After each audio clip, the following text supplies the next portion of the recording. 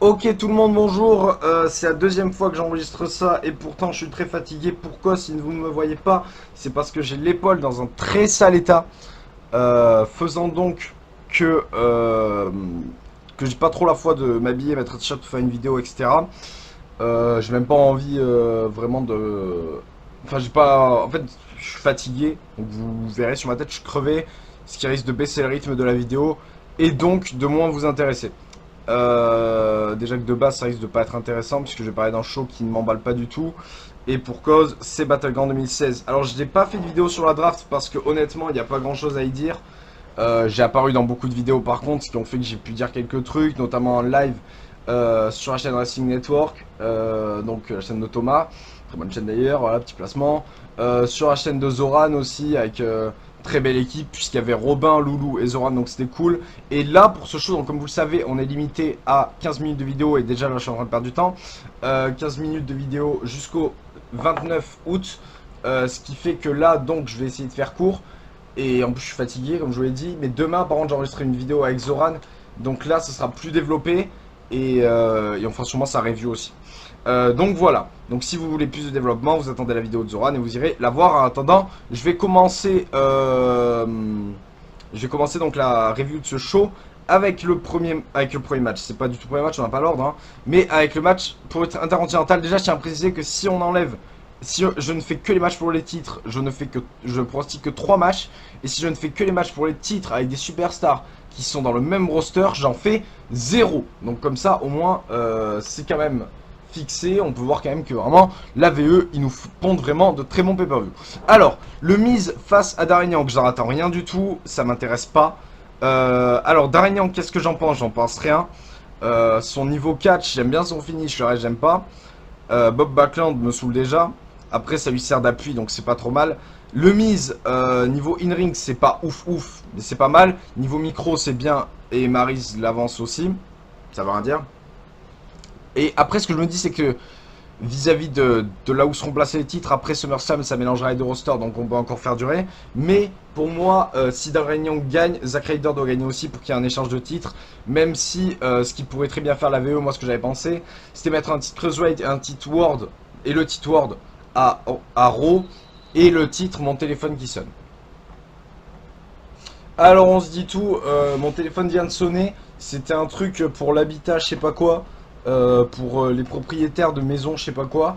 Je vis dans un HLM donc ça valait le coup de me déranger en pleine vidéo, surtout que vu l'état dans lequel je suis, je mets 20 minutes à marcher, bref, on s'en fout, c'est pas important du tout. Le Miz donc face à Darignan que j'ai pas fini. Mon pronostic ça sera le Miz, j'espère que ça va se passer ainsi. En même temps, ils ont push Young, j'espère que c'est quand même pas pour rien, donc j'espère qu'il va pas se faire humilier. Même s'il a lui-même humilié le Miz en le faisant abandonner sur une très belle prise, hein. Donc voilà. Du coup, je disais que j'aime bien son finisher, mais apparemment c'est plus son finisher.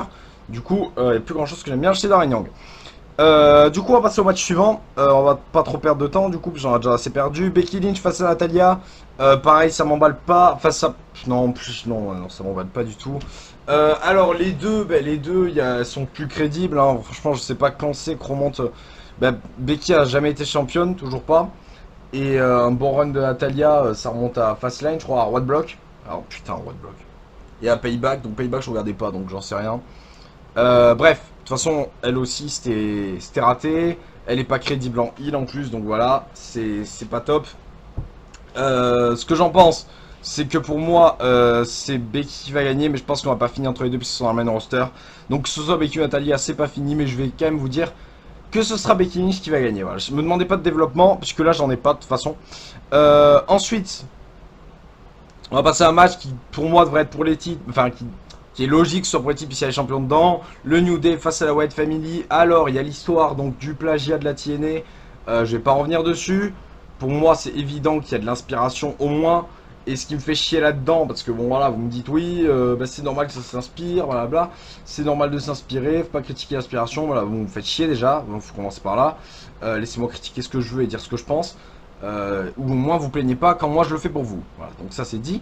Le New Day contre la Wyatt Family.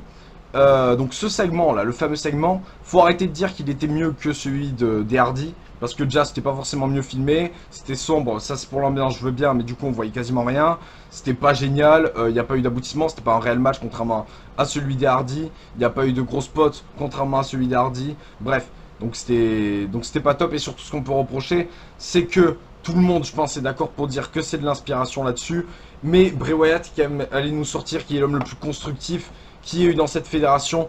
On parle quand même d'un mec qui a rivalité avec les Rihanna du catch et qui lui-même n'est qu'un mélange entre, entre Papa Shango et Undertaker qui est accompagné par Watt Block. Donc avec ça, on est quand même bien servi. Du coup, mon pronostic pour ce match, ça va être la Wyatt Family. Puisque je pense qu'après, de toute façon, on les verra plus ensemble. Puisque Strowman, pardon. D'accord, au train qui passe. Puisque Strowman n'est plus dans le même show, donc après peut-être une revanche, pourquoi pas, à SummerSlam, et pourquoi pas aussi peut-être un retour de Luke Harper qui ferait que Luke Harper et Rowan, donc et Strowman, à Raw, pourraient eux concourir au titre qui, j'aimerais bien, soit en jeu, hein, puisque on se plaignait de Lesnar, enfin, pas moi, mais il y a eu des plaintes, comme quoi, des plaintes, on dirait que je suis au commissariat, comme quoi Lesnar c'est pas bien, il est champion. Il est jamais là, mais jamais son titre en jeu. Eux, ils sont champions, ils sont toujours là. Et ils remettent pas leur titre en jeu. Et c'est exactement le même problème pour les suivantes. Sasha Banks et sa partenaire mystère, donc Bayley ou, allez, je me lance, Emma, on sait jamais. Donc Bayley, je préférerais largement Emma, hein, forcément, bien sûr. Donc face à Charlotte et Dana Brooke, forcément, pas le titre en jeu. Donc moi, je suis bien content d'avoir Sasha Banks. Charlotte, je l'aime pas. Bayley, si c'est elle, je l'aime pas. Emma, j'aime bien. Dana Brooke, je suis pas fan, mais je la supporte dans un ring concrètement. La rivalité, je dois avouer quand même que pour moi c'est une des meilleures construites dans ce show. Donc voilà, ça se mérite. Et le match, je pense qu'il peut être bon. Il peut, j'ai dit, mais on reste à Battleground et on reste avec les Women's. Et en ce moment, on sait que les Women's, ça donne pas grand chose. Du coup, mon pronostic, ça sera l'équipe de Sasha et de sa partenaire mystère. En tout cas, j'espère que c'est Bayley pour ses débuts. Si elle perd, c'est vraiment humiliant, mais c'est ce qu'elle mérite. Voilà, je sais, je suis très méchant, mais je m'en fous. Du coup, voilà. C'est pas un match que j'attends forcément, mais il n'y a pas vraiment de match que j'attends de façon ce soir. Enfin, ce soir, c'est pas du tout ce soir, dimanche soir. Mais voilà, après, je continuerai à dire que j'attends de la merde. Comme ça, si c'est bon, je serai agréablement surpris. Du coup, voilà, c'est tout pour ce match. On va passer au match pour le titre US entre Rusev et Ryder. Comme je vous disais, pour moi, si Ryder gagne, Young doit gagner aussi. Je vais espérer une victoire de Rusev qui démonte Ryder, ça me ferait plaisir. Parce que là aussi, sinon, on aurait un règne pourri de sa part. Donc, je vais espérer ça, surtout qu'il n'y a pas photo quand même entre les deux. J'ai rien contre Zack Ryder, mais Rusev, vraiment, pour moi, a un talent exceptionnel. Il a vraiment des capacités de ouf, des capacités athlétiques exceptionnelles. En aucun cas, il faut tenter de reproduire le contenu de ce programme, soit à la maison ou à l'école. Restez en sécurité, ne faites pas ça chez vous. Voilà, donc ça c'est dit. Donc Rusev, il a vraiment des capacités de ouf. Ryder aussi, mais Ryder, laissons-le à SmackDown progresser avec Mojo Rawley, ça va être très bien ça. Donc du coup Rusev pour moi il gagne et j'espère que ça va se passer comme ça. Ensuite match 3 contre 3 à nouveau entre John Cena, Enzo Amore et Big Cass face au club. Alors là pareil, la réalité m'enchante pas du tout. Je sais pas ce que le Enzo Amore et Cass viennent de foutre là-dedans, les pauvres. Je dois quand même souligner que donc j'aime pas Cena, ça vous le savez, les autres je les aime bien tous. Même si bon, le club à la VE c'est pas top. Enfin le club à la VE, le club tout court, puisqu'à la VE c'était pas le club. Et c'est toujours pas le club d'ailleurs, hein, c'est le club, bref. Et voilà. Donc le club est séparé, donc on peut s'attendre à un Lou Gallows, Karl Anderson avec Baylor, Raw, et un Styles continuera sûrement sa rivalité avec Cena. Et peut-être Gallows et Anderson continuent leur rivalité avec Big Cass, Enzo Amore, ça peut être intéressant. Du coup, qu'est-ce que j'ai attention? Je pense que ça peut nous fournir un beau match. Bien mieux que Cena Style, dont ça je savais c'était de la merde. Et je ne m'étais pas trompé. Du coup, là j'espère quand même qu'ils vont nous fournir un beau match avec de belles prises, de beaux spots. Désolé, je bois sinon je vais crever. Du coup, mon pronostic ça va être la team du club pour leur dernier combat. À moins qu'on ait une trahison, parce qu'on n'y pense pas assez. Une trahison soit de Styles, soit de Gallows et Anderson. Puisqu'ils sont plus dans le même show, donc pourquoi pas abandonner Styles ou abandonner Gallows et Anderson. Du coup, ma hype ce match, bah, j'ai pas aimé la rivalité, ça m'a pas intéressé, si ce n'est les pay-up John Cena qui ont fait chier tout le monde sauf moi, parce que bah, j'aime pas Cena, du coup forcément ça me faisait bien gaulerie ces conneries. Du coup, j'espère qu'on va être bien fourni en match, enfin dans ce match. J'espère que les deux hommes, j'espère que les 6 hommes vont nous divertir, même si c'est pas gagné. Ensuite, Kevin Owens face à Sami Zayn, la der des der. Alors, vous, peut-être en tant que fan VE, vous en mangez moins que moi. Et moi, j'ai eu ça à la ROH, j'en ai bouffé, même dans votre fédération. Je vous le dis clairement, les matchs Zayn Owens à la VE, ils sont pas du niveau de ceux de la ROH. Déjà, toujours pas de stipulation. Ça m'emmerde, c'est quand même pas compliqué pour un dernier match de booker un last man standing ou même un Extreme Rules ou un ladder match ou un table. Enfin, c'est pas compliqué de booker un match avec stipulation pour une dernière. En plus, donc pour moi, je pense que ce sera pas la dernière sera SummerSlam avec stipulation. En tout cas, j'espère qu'il t'a se manger ce match 1000 fois. Autant quand même le finir d'une bonne façon, puisque là, c'est vraiment ridicule. Du coup, mon pronostic sera Sami Zayn, puisque les deux hommes, ils gagnent pas beaucoup. Hein. Sami Zayn, il gagne pas tout court d'ailleurs. Owens il nous a fait un très beau règne de champion continental, génial, hein, vraiment. Du coup, je pense que Zayn va gagner. En tant que face, en tant que face, et gars qui a toujours pas gagné puis qui est rentré en main roster, je pense qu'il a bien besoin de cette victoire. Contrairement à Owens qui lui, je pense, peut s'en sortir avec une défaite. Donc voilà pour ce match, je vais pas en dire plus. Et pour le main event, donc là ça m'emballe pas non plus. La construction de la rivalité était fanée. Bon, bah, en même temps il en manquait un. Mais voilà, ça... Après, elle était fanée, je suis méchant parce que c'est mon micro entre Rollins et Ambrose était pas mal. Les matchs c'était répétitif donc ça je m'en fous.